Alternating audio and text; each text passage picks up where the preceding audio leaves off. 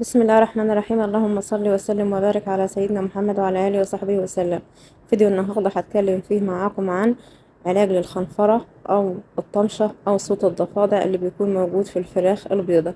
هقول لكم على العلاج وهقول لكم على الأسباب. طبعا معايا الفيديو للنهاية. الناس اللي بتتابعني لأول مرة يشرفني اشتراكك في القناة وتفعيل زر الجرس عشان يوصلكم إشعار بكل الفيديوهات اللي أنا بنزلها. أول حاجة هتكلم عنها هي الأسباب اللي بتؤدي للخنفرة وصوت الضفادع. أول سبب بيكون نزول مفاجئ في درجات الحرارة. ازاي الكلام ده؟ يعني مثلا احنا في التربية المنزلية بندفي الفراخ على اللمبة، بنبقى حاطين في المكان اللي احنا فيه بعدد معين من اللمبات، لمبة اتنين تلاتة على حسب المكان اللي عندك. بتقيس درجة الحرارة عندك بالنهار بتكون مظبوطة. طبعا الشيء الطبيعي ان درجة الحرارة بالليل بتنزل عن بالنهار، وانت بتدفي بالعدد اللمبات اللي انت حاططها هي بالنهار هي بالليل. فشيء طبيعي ان الحرارة بالليل هتنزل عندك، فكده هيحصل عندك في الفراخ عطسة. العطسة دي بقى لو انت ما قدرتش ان انت تعالجها وتنزل لها مضاد حيوي مناسب للعمر اللي فيه الكتكوت، هتقلب معاكم بميكوبلازما اللي هي الخنفرة وصوت الضفادع اللي بيكون موجود في الفرخ الأبيض. طيب حاجة تانية اللي هي الكتمة. يعني لو احنا عندنا كتمة، المكان اللي احنا مربيين فيه الفراخ مكتوم مفهوش تهوية، زي برضو لما بيحصل مع بعض الناس لما بتكون حابة ان هي تدفي الفراخ في فصل الشتاء مثلا، عايزين ان احنا نرفع حرارة فبنكتم على الفراخ علشان ندفيها. الطريقة دي برضو هتعمل معانا برضو ميكوبلازما خنفرة وصوت ضفادع في الفراخ.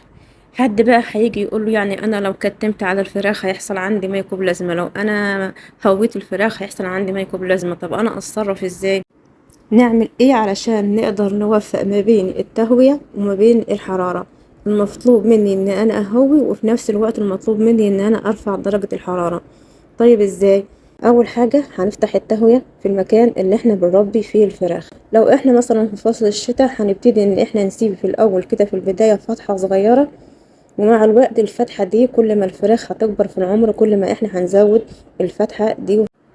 هفتح التهوية شوية بشوية لحد ما احس ان الفرخ التهوية عندي كويسة، مفيش عندي ريحة غاز امونيا. الناس اللي بتسأل ازاي نعرف ان التهوية عندنا مظبوطة، لو المكان عندك فيه ريحة غاز، يعني اول ما بتدخل المكان بتحس ان فيه حرقان في عينيك، بتشم ريحة غاز، ده معناه ان المكان عندك التهوية فيه مش كويسة.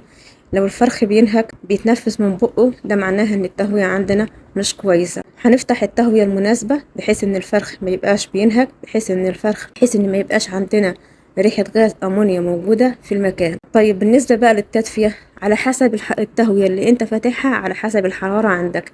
يعني انت هتقيس الحرارة على حسب ما انت فاتح التهوية. ما تقفلش المكان وتقولي هرفع الحرارة، لا، انت زود مصدر التدفئة اللي انت بتدفي بيه، سواء اذا كنت بتدفي بلمبة او بتدفي بدفاية او بأي مصدر للتدفئة. المهم ان الحرارة تكون مظبوطة في وجود التهوية الموجودة عندك في المكان.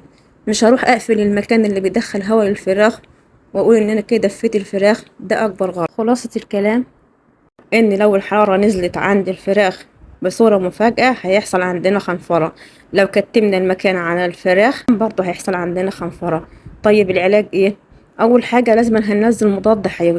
انا هقول لكم طبعا على علاج بالمضادات الحيوية وعلاج برضه بالاعشاب هيساعد معانا في ان احنا نعالج الفراخ. اول حاجة لازم هننزل مضادات حيوية مناسبة للعمر اللي فيه الكتكوت. يعني العلاج اللي احنا هننزله اول اسبوعين او 3 من عمر الفرخ الابيض هيكون مختلف عن العلاج اللي احنا هننزله في الاسبوع الرابع والخامس من عمر الفرخ. زي ما قلت في فيديو قبل كده ان كل عمر معين وليه مضاد حيوي معين هينزل فيه.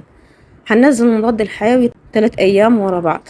الخنفرة وصوت الضفادع لازما ان احنا نستعمل له موسع شعب، لازم نجيب موسع شعب مع المضاد الحيوي. ممكن ان احنا نجيب موسع الشعب اللي هو بيطري من عند البيطري، وممكن ان احنا نجيب البشري اللي احنا عارفينه كلنا اللي هو اسمه اولفنت، موسع شعب بشري، برضو كويس وبيجيب معاه نتيجة كويسة.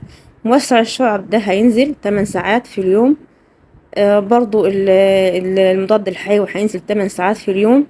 الثمان ساعات التانيين بقى هيبقوا أعشاب. عبارة عن ايه الأعشاب دي؟ أنا هقول لكم على حاجتين، الاتنين أنا مجرباهم والاتنين جايبين معايا نتيجة كويسة. أول حاجة النعناع المغلي مع عسل النحل. لو أنا عندي عسل نحل هجيب النعناع واغليه واخد معلقة عسل صغيرة على فنجان، واحلي بيها الفنجان النعناع، وازوده وانزله في السقاية على 3 لتر مثلا مية، واحطهم قدام الفراخ. السوا دي انا شخصيا مجربها جايبة معايا نتيجة كويسة. طيب السوا التانية ايه؟ الليمون والثوم. هنجيب حوالي نصف ليمونة بقشرها مع فصين ثوم، وهنضربهم في الخلاط في لتر او لترين مية، وهننزلهم من الفراخ سوا 8 ساعات. الاتنين دول هيساعدوا معانا في علاج الخنفرة وصوت الضفادع. في ناس بتقولك ان الخنفرة لما بتيجي في عمر كبير مش بتخف. لا، الخنفرة لما بتيجي في العمر الكبير بتخف، ودي عن تجربة شخصية مني حصلت معايا بعد عمر الشهر، وجات عندي خنفرة وصوت ضفادع، والفراخ الحمد لله خفت. اهم حاجة ان احنا نكون منزلين علاج مناسب، يكون عندنا رعاية كويسة، لأن أهم حاجة، أهم من العلاج الرعاية. حتى لو كان الكتكوت في عمر صغير مش في عمر كبير، وحصلت عندي خنفرة وصوت ضفادع في الفراخ وأنا عنديش رعاية كويسة، التهوية عندي مش مظبوطة، الحرارة عندي مش مظبوطة، الفرشة عندي مش نظيفة، الفرشة فيها رطوبة وفيها ريحة غاز أمونيا، عمر الفراخ ما هتخف حتى لو كانت في العمر الصغير مش في العمر الكبير. فأهم حاجة عشان الفراخ تخف لازما إن هي يكون في رعاية، ويكون في نظافة، وتكون في حرارة مظبوطة. أسفة لو كنت طولت عليكم. تحية طيبة مني لكل المتابعين.